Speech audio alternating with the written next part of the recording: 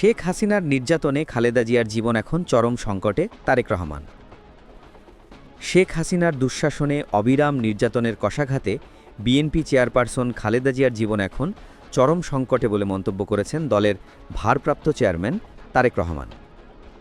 শুক্রবার স্বৈরাচার পতন ও গণতন্ত্র মুক্তি দিবস উপলক্ষে এক বাণীতে তিনি এ মন্তব্য করেন। বিএনপির ভারপ্রাপ্ত চেয়ারম্যান বলেন, শেখ হাসিনার দুঃশাসনে গণতন্ত্রের মা খালেদা জিয়ার উপর জেল জুলুম সহ নানামাত্রিক নিপীড়ন নামিয়ে আনা হয়েছিল। অবিরাম নির্যাতনের কষাঘাতে অসুস্থতার জীবন এখন চরম সংকটে। আল্লাহর কাছে তার আশু সুস্থতা কামনা করছি। এছাড়াও দেশের জাতীয়তাবাদী শক্তির লক্ষ লক্ষ নেতাকর্মীকে সীমাহীন অত্যাচার ও নির্যাতন করা হয়েছিল। সারা দেশকে অবরুদ্ধ করা হয়েছিল। তিনি আরও বলেন, আজকের দিনে আমি ৮২ থেকে ৯০ পর্যন্ত রক্তস্নাত স্বৈরাচার বিরোধী আন্দোলনে আত্মদানকারী বীর শহীদদের স্মৃতির প্রতি গভীর শ্রদ্ধা জানাই এবং তাদের রুহুর মাগফিরাত কামনা করি। গণতন্ত্র পুনরুদ্ধারের এ স্মরণীয় দিনে আমি শুভেচ্ছা ও অভিনন্দন জানাই স্বৈরাচার বিরোধী আন্দোলনে অংশগ্রহণকারী গণতন্ত্রের হেফাজতকারী দেশবাসীকে। গণতন্ত্র বিরোধী পরাজিত শক্তির যাতে আর পুনরুত্থান না ঘটে, সেজন্য গণতান্ত্রিক শক্তিকে সবসময় ঐক্যবদ্ধ থাকার আহ্বান জানাই।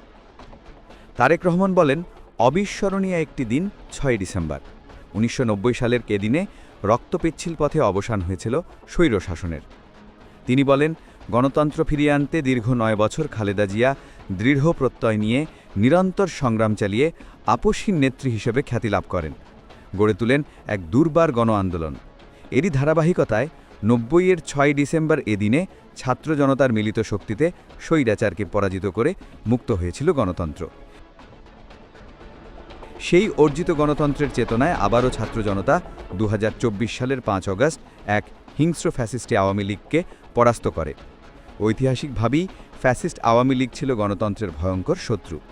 ফ্যাসিস্ট শেখ হাসিনার দুঃশাসনের অবসানের পর আবারও গণতন্ত্রের সম্পূর্ণ পুনরুজ্জীবন এবং রাষ্ট্র ও সমাজে গণতান্ত্রিক মূল্যবোধ প্রতিষ্ঠা করতে আমাদের নিরলস সংগ্রাম অব্যাহত রাখতে হবে। অপর এক বাণীতে বিএনপি মহাসচিব মির্জা ফখরুল ইসলাম আলমগীর বলেন, হাজারো শহীদের রক্তের বিনিময়ে আমরা ৫ অগাস্ট শেখ হাসিনার পতনের মধ্য দিয়ে আবারও গণতন্ত্র শৃঙ্খলমুক্ত করেছি। আর এই আন্দোলনের প্রধান নেতা দেশনেত্রী খালেদা জিয়াকে সহ্য করতে হয়েছে ইতিহাসের ভয়ঙ্করতম নির্যাতন। সেজন্য আজকে তাকে গুরুতর অসুস্থ হয়ে হাসপাতালে এক কঠিন সময় পার করতে হচ্ছে।